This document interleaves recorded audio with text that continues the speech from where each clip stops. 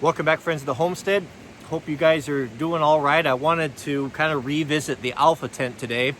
I'm not going to go over the details. I'm going to do that in tomorrow's video, but I wanted to share a little bit of my history growing up and get into the specifics on why Mrs. W and I thought that this was an important thing to invest in. Also, for tomorrow, the folks that built the tent, the White Duck folks, were thrilled to see their tent in one of my videos and have offered a pretty generous discount code that I'll be sharing with you tomorrow. After you hear what I have to say today, it might be something that you might want to look into for various reasons. So I don't know what's going on in your community, but here in the Pacific Northwest, we're pretty well locked down. No restaurants are open. There's nothing really that we can do that we're used to doing, and we're kind of isolated into our communities here. And something that kind of came to a head a few weeks ago was we were having a real kind of an earnest family discussion, and what I wasn't aware of how difficult this is on our kids, Jack specifically. You know, he's isolated in the house. He doesn't have, there's a lot of divisiveness in our community, probably like yours, and there's folks that are not sure if they should send their kids out. They're worried about the coronavirus, and I'm not judging anyone. We all have to do what we feel is best for our families.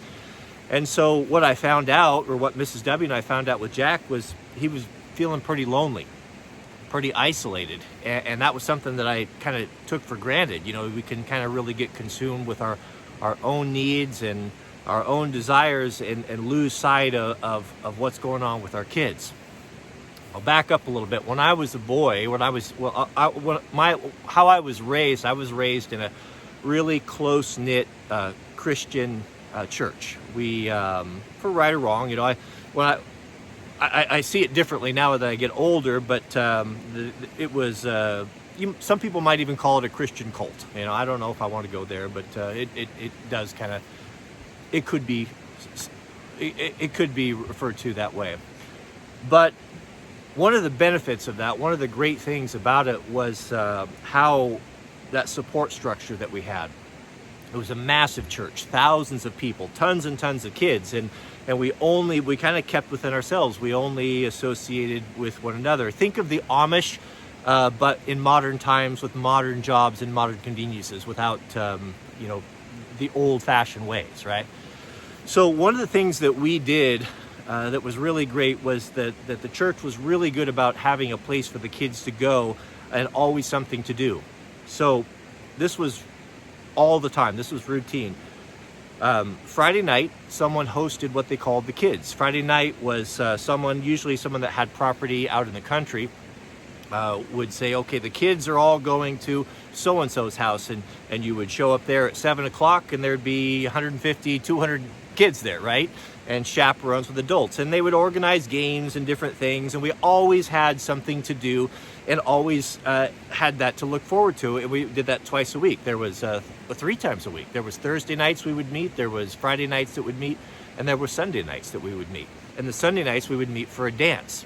The church had an old Grange Hall, and there were a lot of musicians in the church, and we had 3 or 4 different bands, and they would play music, and we had a building that was basically just a big dance hall. And it was something that was really fun. The boys were on one side and the girls were on the other side, and you kind of started going when you're about 14 or 15, and it was all chaperoned, and after the dance and all that, you'd go pick the girl. You know, it was really a great thing. There's nothing really like that happens anymore that I'm aware of. And I'd kind of forgotten that and what it was like to grow up in that environment. And after talking to Jack and realizing, you know, how lonely this is for kids, I thought, why can't we do something like that on a small scale? Now, I don't have access to hundreds of kids. You know, I can't put together something that's, you know, on that scale. But we sat down and discussed it, like, what could we do to bring kids together, to give them something, to get them out of the house, that would work for all folks, regardless of where they stand with Corona. That's where the tent idea came into play. What my intention, what Mrs. W and I's plan is that we want to recreate that. We want to, we're reaching out to all of the families in our local church and the families in the community and explaining to them, here, we would like to have something available for the kids on Friday night where they can come and hang out. And we thought about doing it in the house, and we were totally willing to do that, or maybe even the shop or the garage, but that puts everyone in close confinement, and not everyone's cool with that.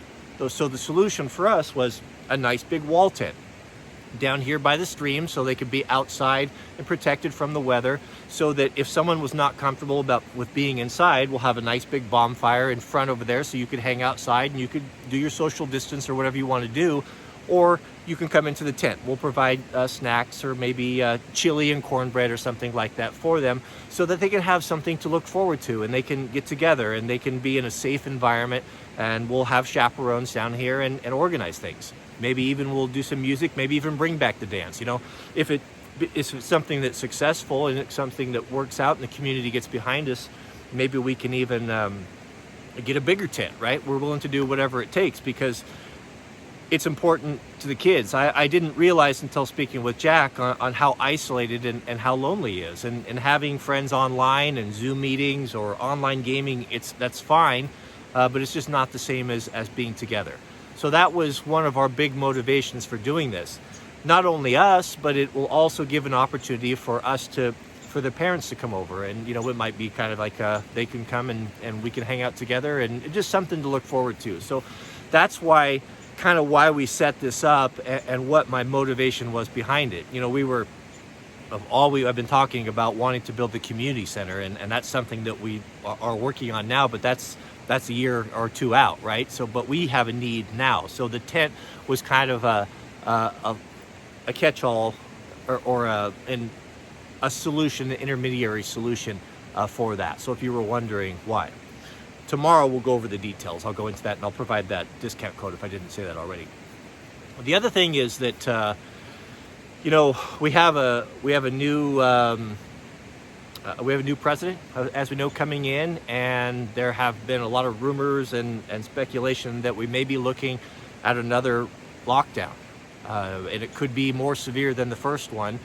And this, I fear, is going to be really hard, and it's going to be kind of a death nail to a lot of the small businesses, and there's going to be a lot of folks that need a place to live. A lot of folks that are going to not be able to pay their rents, they're not going to be able to make their mortgages, and all of that is starting to happen.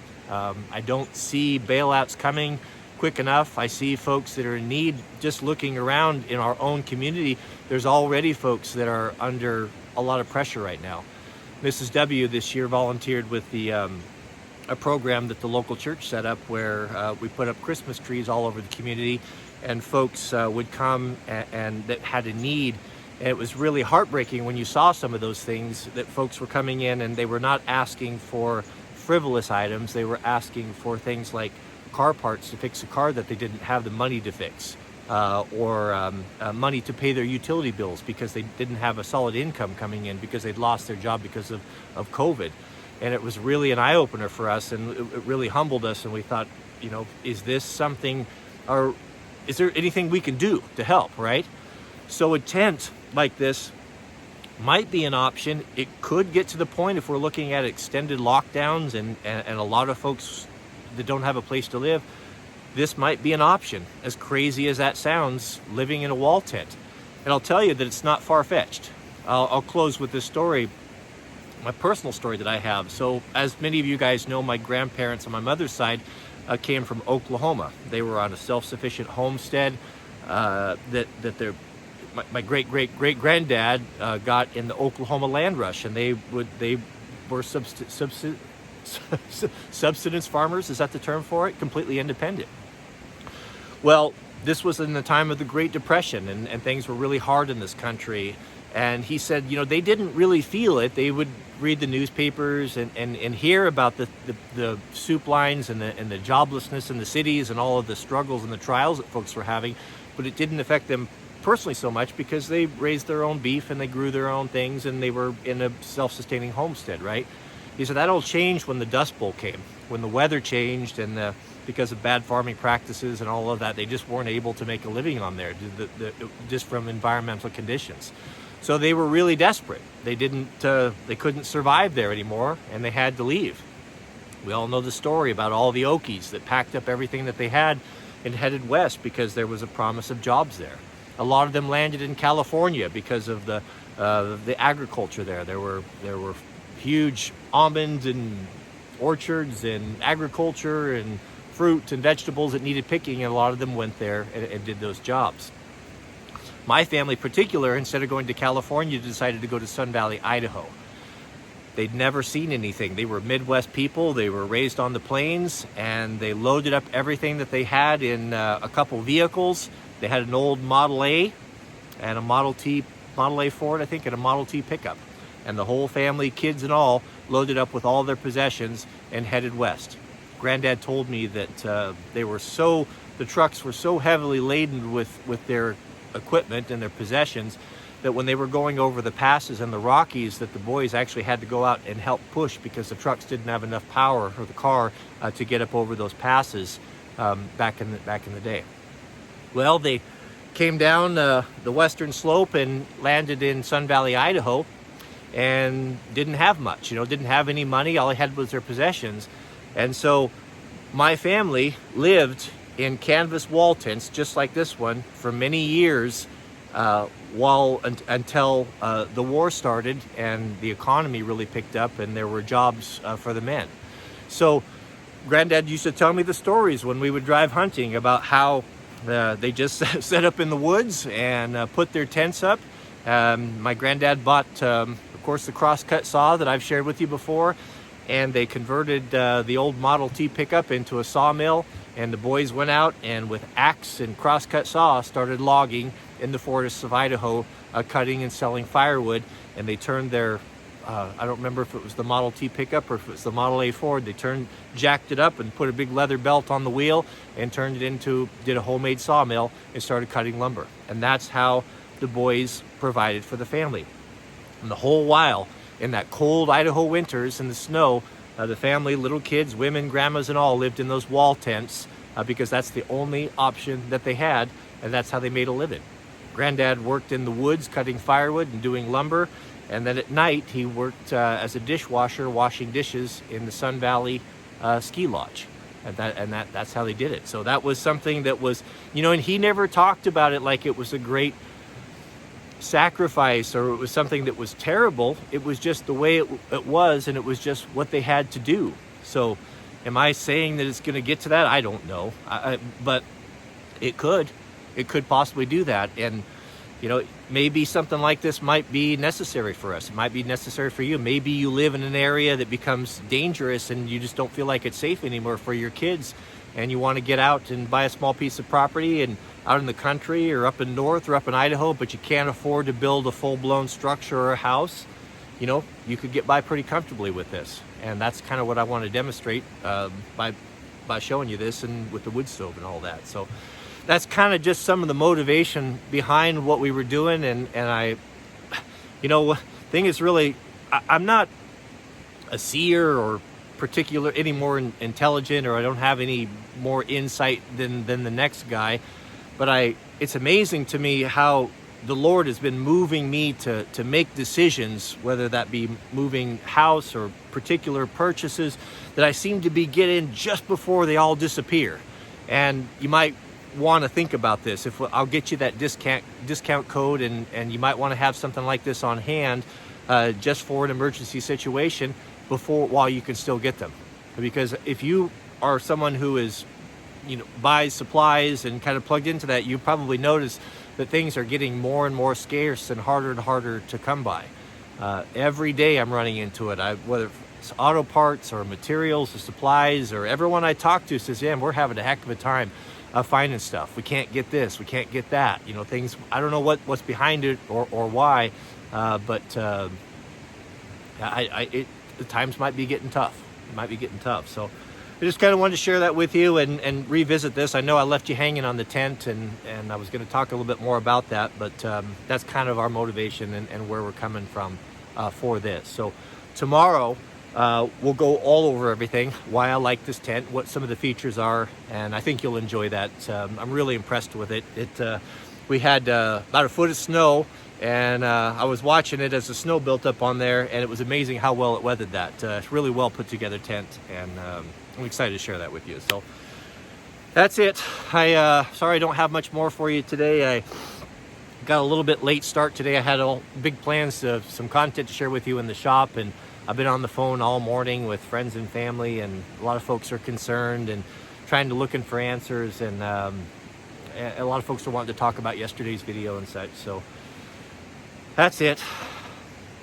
Yeah, just talking to Mrs. W and I with the change, the political changes in this country, and trying to trying to forecast what's going on. I think it's really going to kind of affect the direction of the channel and where we're going, and how we're going to be spending our resources and our time on building our local communities, because we can do one or two things. We can complain about what's going on and wring our hands and hope things are going to change, or we can take action and start taking matters into our own hands, because I fear that we're going to become more and more isolated, and that's going to be the important thing, is going to be taking care of our mental, the mental side of this, making sure that we're really plugged in with family members, with our kids, with our wives, that they have what they need, and that connection with friends and family that we're not able to have right now, it's starting to take a toll on folks. And don't underestimate. It's not just about, life's just not just about, do I have enough ammunition, do I have enough beans, do I have enough rice and dehydrated food and all that. You also have to look at that other side, the mental side of it. And I think for guys that are a little bit less, that's a little bit less important to us than our wives, who have that need and that desire to be plugged into communities. Don't lose sight of that, and do what you can to build those communities, and to make sure that that we protect that, and we make that make a place that's available. So yeah, that's it. I wanted to be a lot more eloquent on this. I never am able to say what's on my mind, but I hope you understand kind of where we're going with this, and this is going to be a big portion of future content and stuff, and we'll share with you how it goes, and kind of what we're doing and what direction we're going in. So I'm rambling now. Thanks for watching. May God bless you guys. Please do keep us in your prayers. Mrs. W and the Sweet Loaf and Jack and I will be praying for all of you always, constantly. And let's stay in touch. Remember, you're not alone. Remember that God is in charge, and that we're all Christian soldiers marching to the kingdom.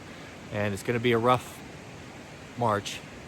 Might even be some battles on the way, but we know that we'll be victors in the end. So God bless you all, and we'll see you in tomorrow's video.